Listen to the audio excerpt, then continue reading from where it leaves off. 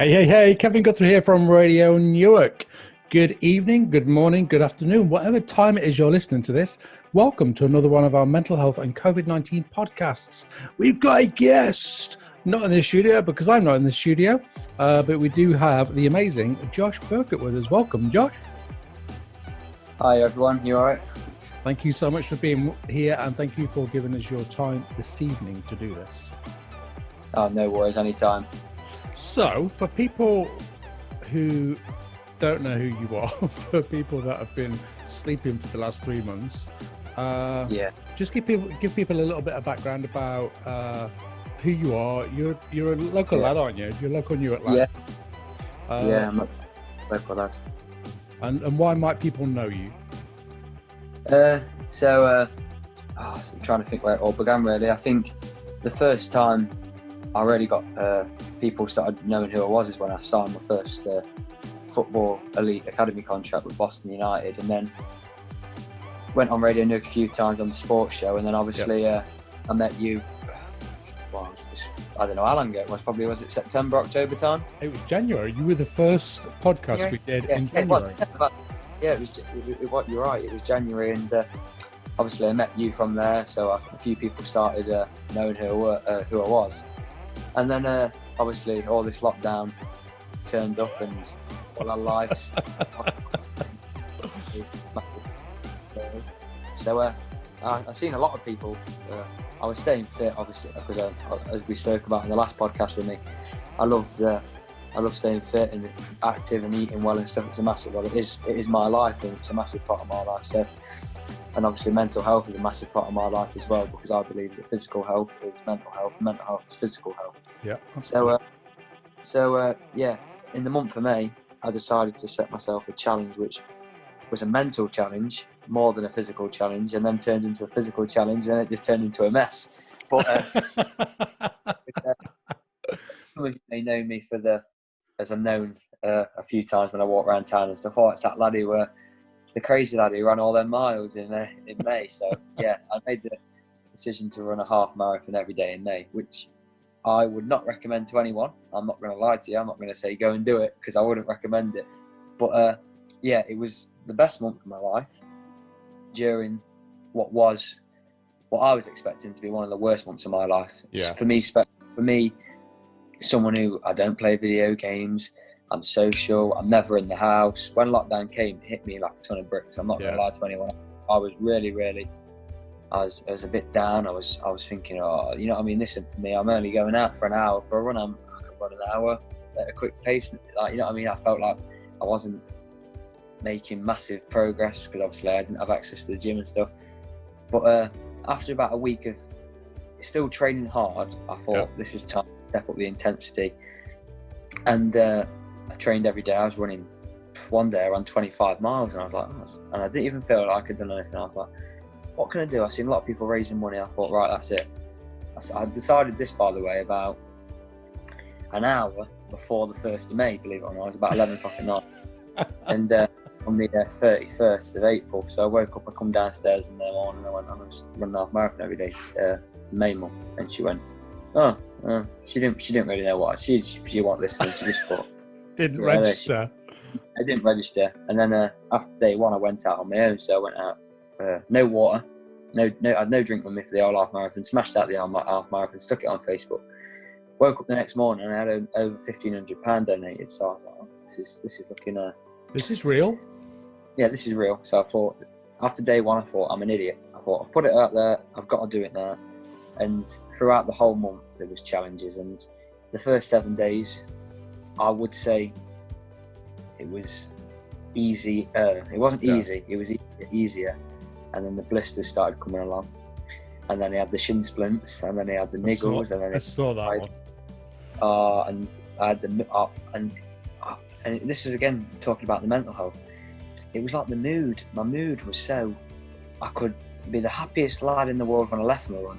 And the last 3 miles, everything was annoying me.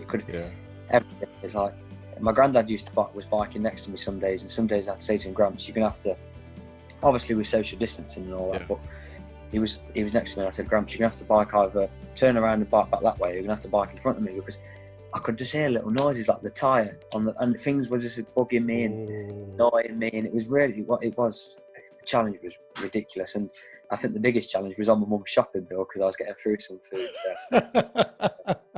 Yeah. Bless her. I mean, that's resilience right there, and that's you kind of demonstrating that when we get bothered by those tiny little noises, our resilience is absolutely flawed. Yeah, definitely.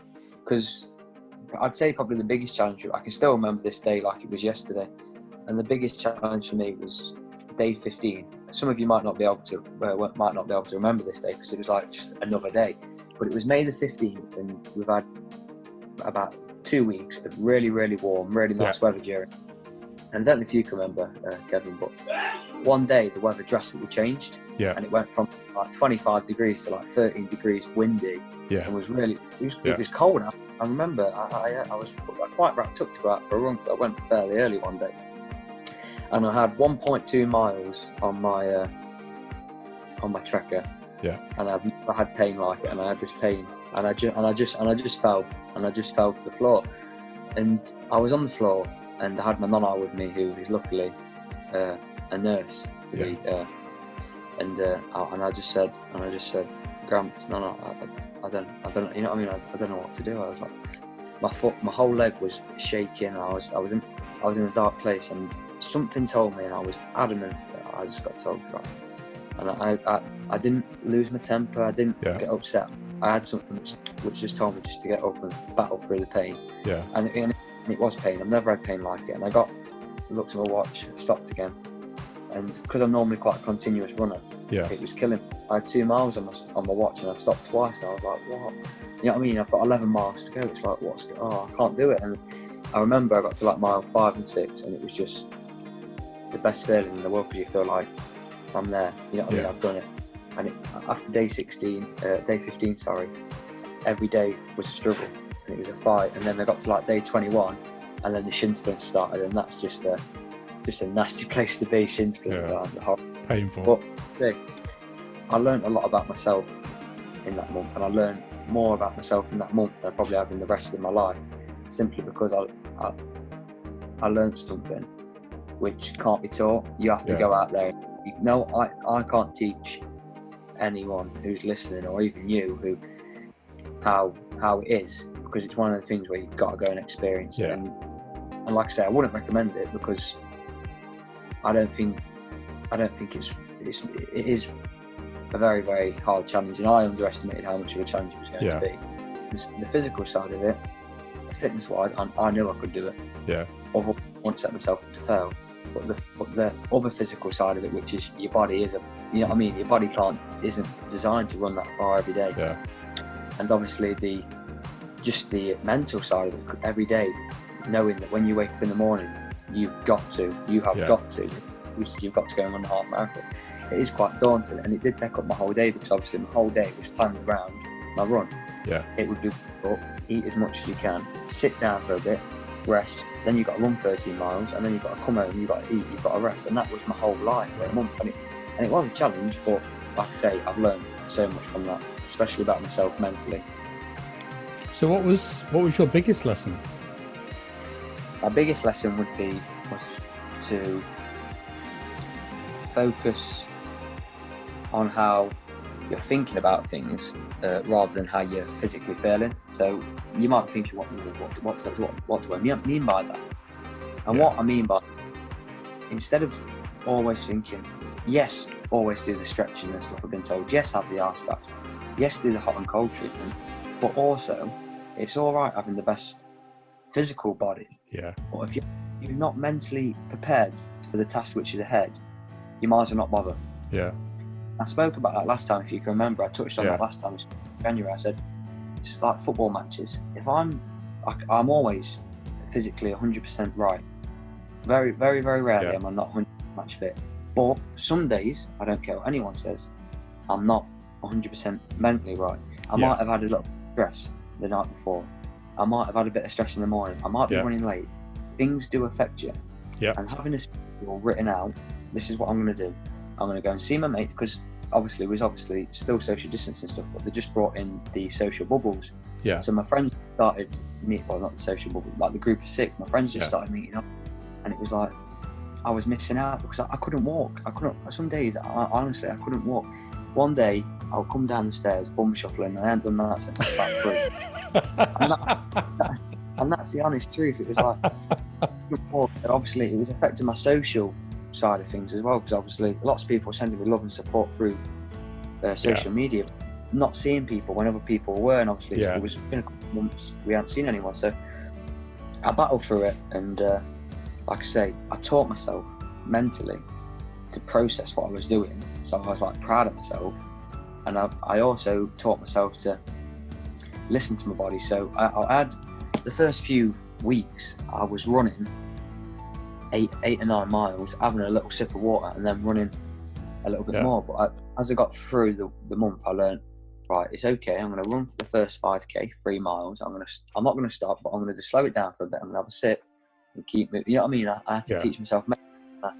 And obviously, after I had 4 or 5 routes, and I planned all the routes, and I knew, like, as soon as I do one run, I know exactly how many miles I've done when I get past that circle. And that helped me a lot, because I knew, right, I've got to get to, for example, I've got to get to Eden Hall Spa. Yeah. That's 5 miles away from my house. I know if I get there, I'm nearly there. You know what I mean? It's crazy. I know 5 miles, I've still got a long way to go, but knowing that I'm heading somewhere, you're going somewhere. It's like when you go on holiday. If you're going abroad, the flight there is great. Mm-hmm. The flight there is great, and the flight back is awful because it drags. It drags, and it's like that. It's like I've got somewhere. I know where I want to go, and I'm telling myself all the time, I've got in my head, I'm going to Eden Hall. I've got to get there. Once I'm there, I've nearly done it, and I haven't nearly done it. But I was lying to myself, I suppose. You know what I mean? Like tricking my mind. Yeah. And the mind. It's the biggest. It what kept me going. Like definitely, if I was doing that, I probably wouldn't be sat here now, because I wouldn't have done it. Yeah. The thing is, mindset is so powerful, and what you were doing then is you were setting yourself little achievable tasks that you could then kind of do it, and then you would. If we achieve little tasks, it motivates us into the next part. I just do this little thing with the gym. That I'm not keen on going to the gym. Well, I do like it, but sometimes I have to trick my mind. And I trick my mind into going, okay, so if I don't want to go, I'll go, okay, so what I want to do is I'm going to go, and I'm just going to walk on the jogger for 5 minutes. And that's what I say in my mind, just 5 minutes, that's all I'm going to do, and then I'm going to leave. And of course, we all know that once I get there and I walk 5 minutes on the jogger, I'm away, and I leave there an hour later after I haven't done a full workout. So what you were doing, you just said it, you were tricking your mind into, come on, Eden Hall, it's fine. Yeah, that's definitely that's definitely what I was doing, and it's like it's kind of, once you're there, it's like the thought of me waking up every morning and running the run some days with daunting. It really I can't even describe to you how it. Do you know what I mean? It was really, really quite daunting, knowing that you've got to do it. You have no. I ain't got a choice. Well, I have obviously got a choice, but I haven't got a choice. It's the challenge that I'm doing. And obviously, as the figures started getting higher of how much money I was raising, plus I had the BBC News, ITV News, Radio Newark every morning. You know what I mean? There was a lot of local press, the advertiser, and obviously I started getting, I suppose you could say, a bit. It's like nerves, isn't it? It's like, well, there's a lot of pressure there. Yeah, there's a lot of pressure, and obviously being a young lad as well, I had people my age were saying, you know what I mean? He's crazy. You know what I mean? He's crazy, and my friends were saying that I was crazy of what I was like. You know what I mean? Like, I don't mean like they was saying it in a positive way, saying like that kind of thing. Yeah. And obviously, like I say, it's my biggest achievement, but I can't stress enough how people said to me, "Oh, you must be really, really fit. You've trained really hard to be able to be in a shape where you can do that." And it's right, I have. I'm not gonna say, "Oh, well, no, I haven't trained hard," because the last 18 months to 2 years of my life, I've paced myself every week. And I have trained myself to a level which not many people ever will. Yeah. And, I'm not going to say I haven't, because I know a lot of people are like, well, it's like try and hide away from the fact. But I'm saying that not to be big-headed. That's because that is what I am. And and it's like I learned as I got a little bit older. I've learned that it's okay being physically in the best shape of your life. Yeah. But you've got to make sure that mental side of things is top notch and is 100%. I can't stress that enough, and it's all right, like I say. it's all right being the quickest, the fastest, and the strongest. But what controls them three things? Yeah. Your mind. You know what I mean? If I say to you, let's say I say to you, right, Kevin, we're going to go on a run tomorrow, and I tell myself the whole way that you're quicker than me, you will beat me. No problem. You would beat me without even knowing.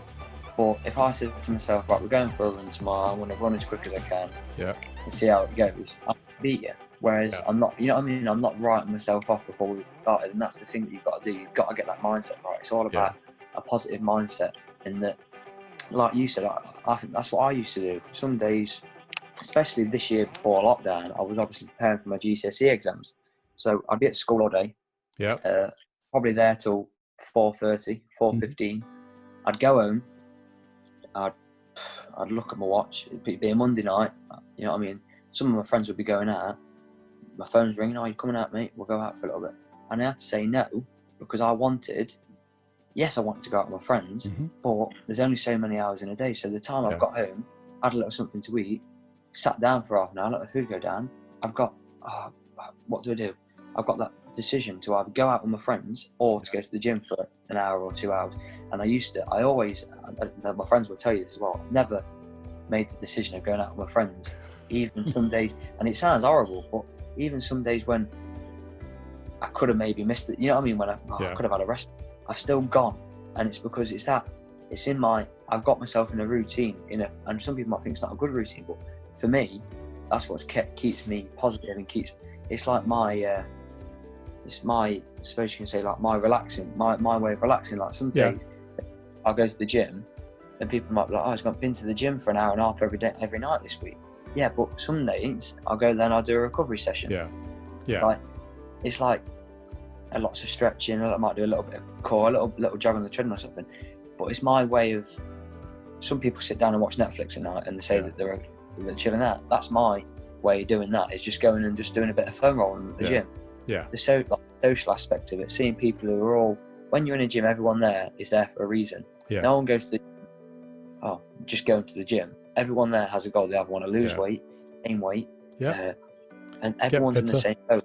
Yeah, exactly. And everyone's in the same kind of, everyone's got a vision. Some people at different levels, and it's like you say, I've been at the bottom, if you know what I mean. I've been I remember the first day I ever walked in the gym at 14, and I wasn't the fittest. I didn't really know what I was doing, but now I can go. Obviously, well, I can't go to the gym now as much as I want to, but I can go to the gym, and I can, obviously, people can see me and do what I used to do a couple of years ago and look up to their little, you know, like the older teenagers. Like when I was 14, used to be 17 or 18 year old. I know him from school. You know what I mean? I know him from school. And whereas now I'm in that position where people, the younger lads who are coming in the gym, can look up to me and be like, oh, I want to be like him.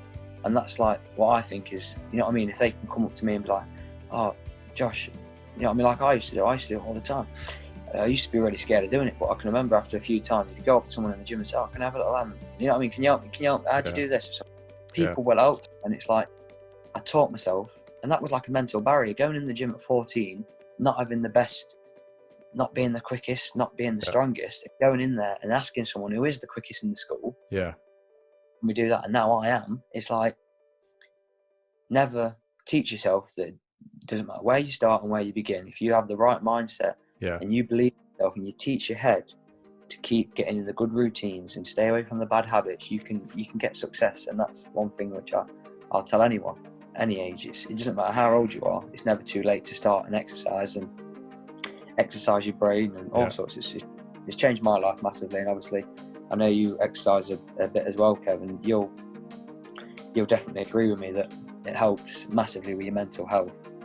You've got to understand it. I remember many years ago, early 20s, I was managing a gym in Mansfield, and I used to say to people, you have to be mentally here as well as physically here to be able to achieve your goals. And I was like 23 at that time, but even then I knew that if people weren't mentally there, they weren't going to get the goals that they wanted.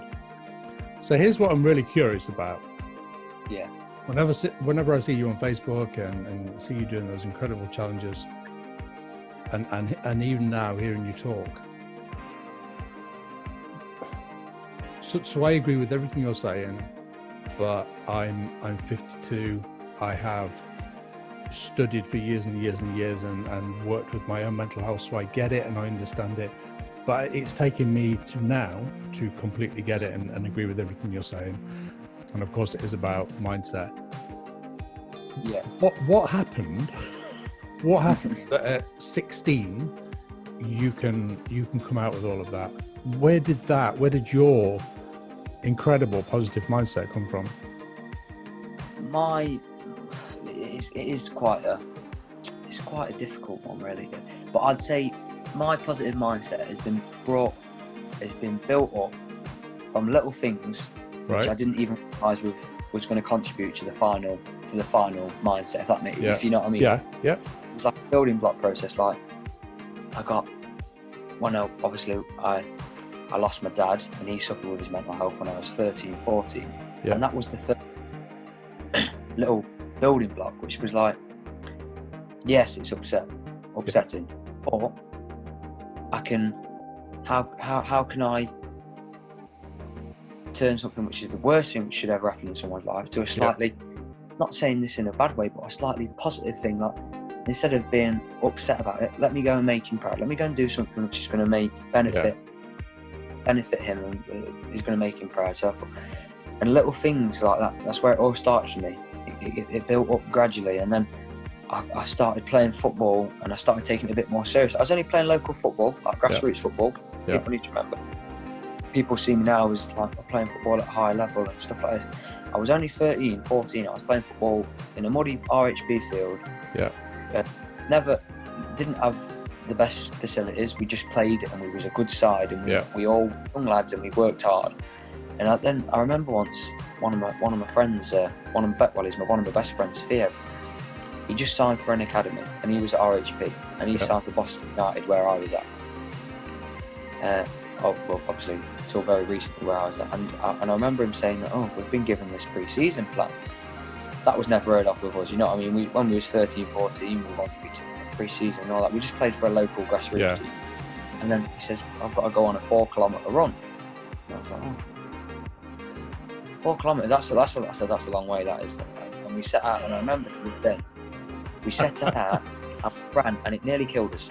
And 2 years later, he's just joined me today for over a 20-kilometre run. Wow. And we've done, and it's like a journey.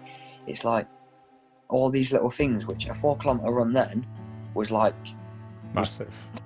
Was like, I'm doing a half marathon. I did a half marathon every day now. Yeah. But 4 kilometres was a million times bigger than that. That first step out my door, wearing some trainers and shorts for the first time, and going on a run. And then when I went down to the gym for the first time, and I was in the gym for 24 minutes on my first ever session. I'll never forget it. 24 minutes, and I sat on a cross trainer for 24 minutes, and I walked downstairs and I couldn't feel my legs. And honestly, I can remember the feeling. And do you know, part of me, I thought, that's not for me. You know what I mean? I'm not happy. I don't want that. You know what I mean? And I just thought, and I remember someone, I put it on my Snapchat, like I was a young lad, I put it on my Snapchat that I was at the gym, on my social media, and everyone was like, you know what I mean? Like, everyone was like, oh, good lad, well done, mate, well done, good lad, keep, you know what I mean? It's good to see you doing it. And some of the older lads from school who I knew from the gym were like, good lad, mate, and all that, and it'll help you and stuff. And then after 6 months, I got my first, after a week, my stepdad's a personal trainer and owns a gym, and he gave me my first ever program, and I've still got the program upstairs. Yeah. And the weights are like, they're so low, and like it's like I couldn't. And it was telling me like simple things what to do, like about my form and stuff, which like now, you know what I mean, I won't even think of. And it's just like how I progressed from, and I worked hard 3 or 4 times a week. I was at the gym, I was football training, and then my dream come true, which was to be offered a step up from grassroots football into a professional environment. Yeah. And when I was 14, I got that opportunity, and that's where my positive mindset grew again and again and again. Seeing people, young lads, like 14-year-olds who when I went into this new team with lads from Skegness, Mablethorpe, Cleethorpes, Boston, Lincoln, Nottingham. I had all these lads from all over, and I was just going into this team, and I remember the pressure, the jump up in the pressure, and how I dealt with it. I remember one day we played Sheffield Wednesday, so obviously it's a big club, and we got beat. I think we got beat 4-1 or 3-1. Yeah. And one of my first games for Boston, and I remember after the game I was on trial, so I was obviously a lot of pressure. I was there to perform, and my granddad said, "You did all right today, mate. Well done." And I was like, "Oh, thank you." And he went, "Did you enjoy it?" And I went, and I was going to say no. My automatic response was going to be, "No, we lost." And I said, "I'll tell you something." I said, "I loved it." And I remember positive things, taking the negatives. I learned more from losing 4-1 than I would if we went there and we won 10-0. And it's like turning the negative. I hate losing. Everyone who knows me knows that I hate losing, especially football. I hate losing. You know what I mean? I'm competitive. I don't want to lose. I want to be the best. And it's like just learning to take the negatives and turn them into something positive. Like that's my biggest thing, is that please always see the light in situations. Everything happens for, you know what I mean? Some things, like I say, some things don't go right. We all know that. I'm not going to lie to you and think my life's 100% perfect. Little things annoy me. Like this morning, first thing I do, I normally always have a coffee in the morning. I go and make Garrett, I'm going to have a coffee. Any coffee granules? No, I'm out of coffee. You know what I mean? And the first thing I do in the morning starts off bad. But, yeah, that's not great. But I thought I'd taste them. I normally have a coffee. I'll have a herbal tea. Yeah. You know what I mean? I've turned something which is negative into something positive, because, and I'm not saying there's a big health difference, but I've had a herbal tea, I've had a few more vitamins, you know what I mean, and stuff like that. And I turned something which could have annoyed me and did annoy. I'm not going to say like I was annoyed I wanted my coffee in the morning. Who doesn't? And it's like turn something negative into something positive, and that's what I try and say to people all the time, is turn the bad negative situations into something positive.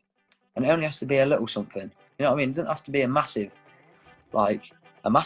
positive thing, just something nice and small, which is going to make you, the little things in life make us happy. And that's what I always do. Little things in your life make you happy. Like my coffee in the morning, it makes me happy. It makes it, whatever you do in the morning, it makes you happy. It's things like that. Just because it didn't happen today doesn't mean it's not going to happen tomorrow. So today I've gone shopping, I'm going to have my coffee in the morning. Everyone, I mean, I know that, and it's things like that, like, just because it's not happened today doesn't mean it's not going to happen tomorrow. And that's one thing I've got. What you're expressing there is gratitude, and you know, one of the I can't get past how often I say this to people. If we can just show gratitude for the little things that we have around us, it switches our entire day. The other thing that you tapped into earlier was choices. So I talk to people about choices quite a lot, and I say, you know, we have choices about the way that we see things. So you demonstrated that with the coffee this morning. You demonstrated that with matches that you might have lost. I promise you that in every situation, doesn't matter how bad, and I lost my dad at a fairly young age, not as young as you, but a fairly young age, but there's lessons there. There's lessons there. You can't change what happened. You couldn't have changed that, but that there was a lesson there to take it, and you made that choice. I still think what's quite incredible is that you somehow knew to make the best choices. Do you know what I mean? Somewhere along your line, you have been given some really profound, important lessons, and they might have only been tiny, but they have really. Yeah. That's just one thing that you don't realise the lessons are happening. Yeah. Until a couple of years later, if that makes sense. Yeah. Like how you deal with things I think is the biggest thing for me. Yeah. And how you react to situations, like, you know what I mean? Like sometimes if you do something wrong, afterwards you think, how could I deal with that differently and stuff like that. And that's a lesson, but you know that's a lesson. Things like the coffee this morning, I wasn't really thinking about that for the rest of the day, but it's just me now that actually I taught myself, you know what I mean? I taught myself that just because one thing's not gone your way doesn't mean that the other things throughout the day aren't going to go your way. Like if you have a bad start to the day, sometimes you have a bad start to the day. It doesn't mean that it's going to be a bad day. That's what I'm trying to say. You know, like some people, quite a lot. We do have bad days, but the bad days don't need to be bad all the way through. It's like a good day. If one amazing thing happens, it doesn't matter what happens for the rest of the day. You're going to be in a happy mood. Yeah. And it's like that. And why isn't it like that when you have one bad? If you have a bad day, it doesn't mean there can't be something positive coming out of a bad day, because you can turn, like I say, you can turn the worst situations in life into some of the best lessons. And I'm not going to say you can turn them into the best situations, because they're not the best situations. No.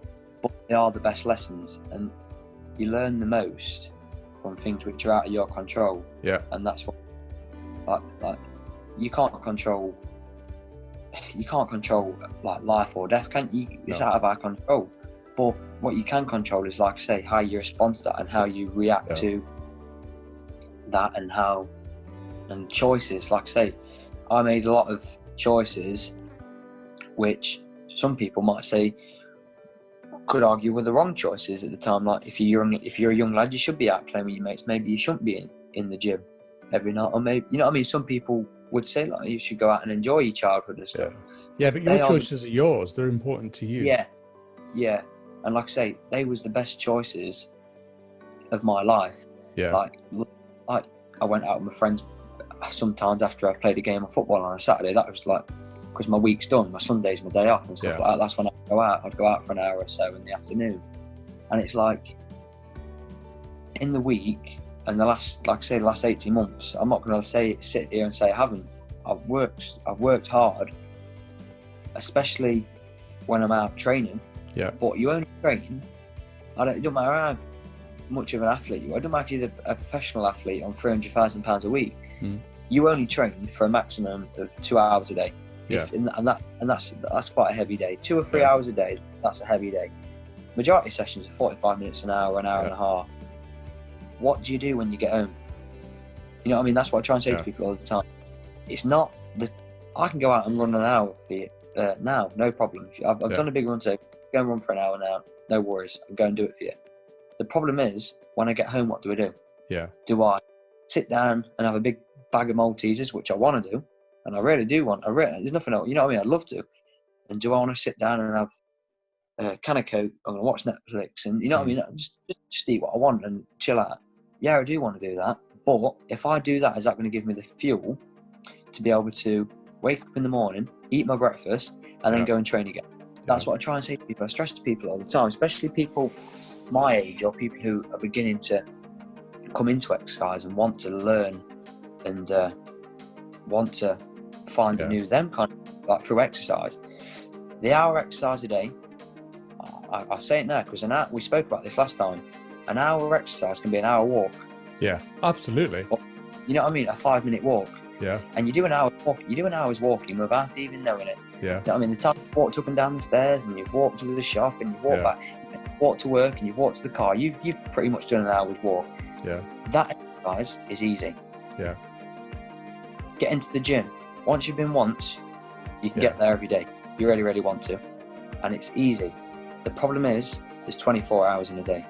Yeah. The biggest thing for me is sleep. Yeah. If I don't sleep right, I don't train right, and then I get marred in. It's a knock-on effect. So you know what I mean? Like everything. When you want to be an athlete, or even if you don't want to be an athlete, you just want to be fitter. A fitter. You just want to be. You just want to be a better you.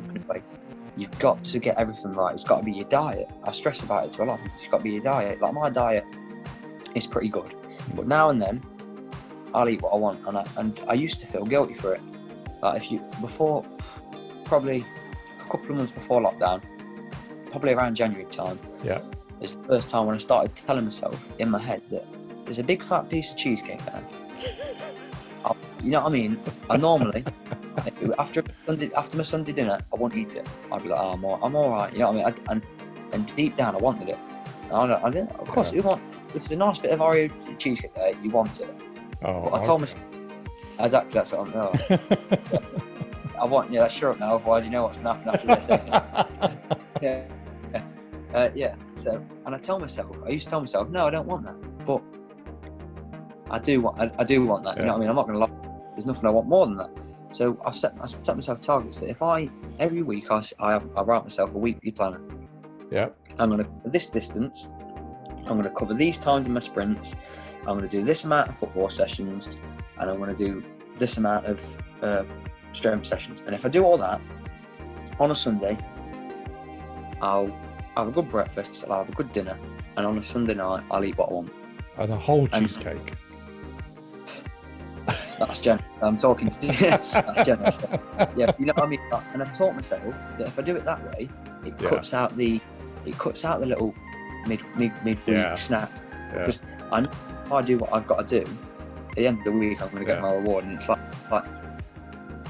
I forgot what the word is, but we learnt about it once in a PE at school, and it's like there's two rewards. You do it either for a reward, like seeing rewards in yourself, and you do it for like a medal or something. And instead of having a medal, which you're not going to give yourself a medal, I just give myself a little treat, which gets you through it. And I think that's like a massive part of it, is treating yourself when the time's right, and not just doing it every night. Just do it. Have one night where you know that's what you're going to have, kind of thing. Well, if you do it every night, it doesn't become a treat, and if you do it the way you're planning it, then it becomes a bit of motivation as well. It's all about motivation. That.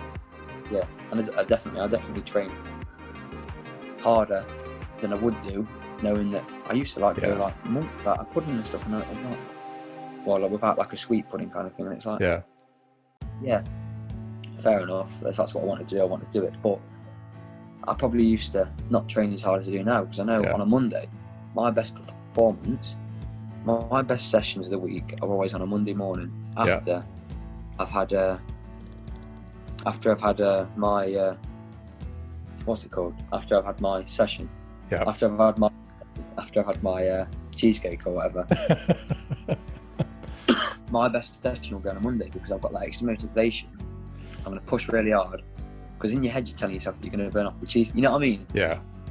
And it really, well, that really helped me. So that's just a tip for anyone who still wants to have the cheesecake in their life and have a good exercise routine. I do think it's so. The other one of my favourite words is balance, and I do think it's really important to have some sort of balance in your world where you are driven and motivated and want to achieve and get success in whatever way you want. But I do think it's really important that you allow yourself, in your case, the piece of cheesecake.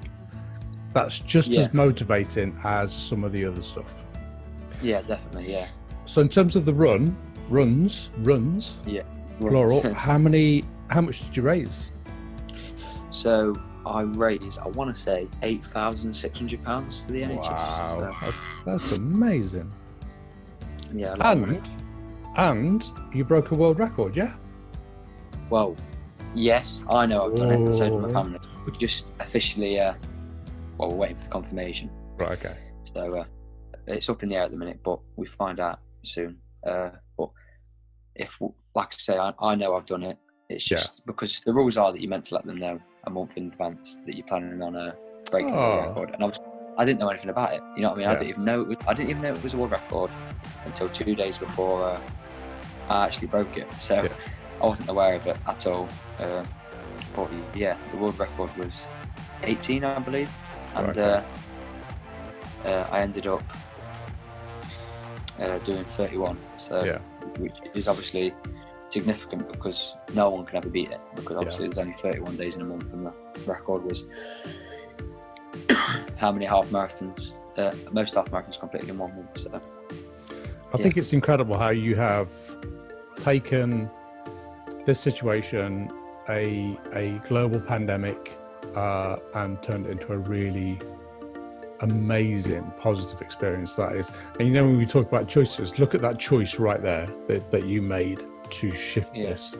I said in the beginning that people will struggle, obviously, because it was a big thing that was happening. Like I say, I'm not. You can even, if anyone who knows me more, the first couple of days I was driving them mad. You know what I mean? Because I'm so used to being out and stuff. Like, I just used to come in the house, eat, go to the gym, come back, chill, bed, and like I just gone from never being in the house to being in the house all the time. And I was out in the garden. I'd be doing I set myself challenges of doing like one day I was doing like 500 press-ups. I was just doing so much exercise and shoot. Then when I come up with the idea, like I say, it didn't register until after day one. She was like, she just remember just turning to me and looking at me. She said, "Are you going to do this?" And I went, "I'm sorry, but I ain't got a choice now." So I was kind of like, I was chucked in the deep end. So, but obviously, I managed to get through it and sit here now talking.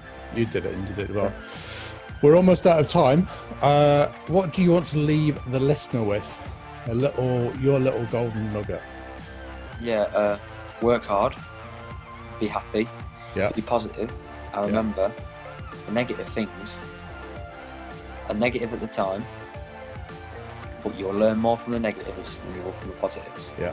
And one thing I'd just like to leave you all with, and obviously just stay safe, hang in there, and hopefully, we'll see normality again soon. Yeah, it is definitely lifting, and I completely agree with you. I try not to use the word negative because I don't like it, but I see everything that could be negative as a little lesson that the universe has given. That's the way I like to see it, because it just is. There are so many lessons out there, but we have to be able to receive them. We have to be able to learn them, and you've certainly learned that. Yeah, definitely. So, Josh, thank you for that. Thank you for your time this evening and for that amazing amount of money that you raised for the NHS. It's incredible. No, thank you. So remember that we are looking for guests on these podcasts.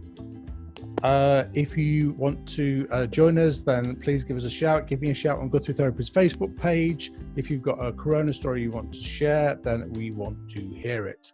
Okay, I'm going to go. Remember, be kind to yourself, be kind to everybody around you, and please be safe. Thanks again, Josh. Take care. Bye. Thank you. See you later.